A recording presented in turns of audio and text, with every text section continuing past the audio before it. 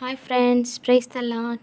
சேமியா எப்படி பண்ணுறதுன்னு பார்ப்போம். கடுகு உளுந்து போட்டு தாளிச்சிட்டு வெங்காயமும் பச்சை மிளகாயும் ஆட் பண்ணிக்கலாம். ஸோ அது வேகமாக வதங்குறதுக்காக கொஞ்சம் உப்பு ஆட் பண்ணிக்கலாம்.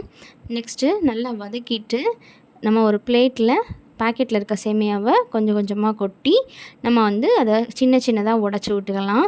ஸோ வெங்காயம் இந்த அளவுக்கு வதங்கினோடனே சேமியாவுக்கு தேவையான அளவு தண்ணி ஊற்றிக்கலாம். 2 செம்பு நாங்கள் ஊற்றுறோம். அளவு தண்ணி நல்லா கொதிக்கணும். அதுக்கப்புறம் தான் நம்ம சேமியாவை ஆட் பண்ண முடியும்.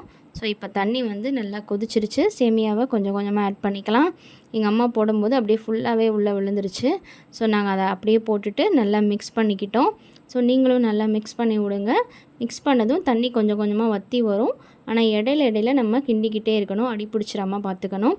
தண்ணி நல்லா வற்றி வந்த உடனே நம்ம சேமியா ரெடி ஆயிரும். நம்ம அதை ஒரு பிளேட்டில் ட்ரான்ஸ்ஃபர் பண்ணிடலாம். நாங்கள் இதுக்கு ஜீனி தொட்டு சாப்பிட்டோம். இந்த வீடியோ பிடிச்சா சேனலை சப்ஸ்கிரைப் பண்ணிடுங்க. தேங்க்யூ, பாய்.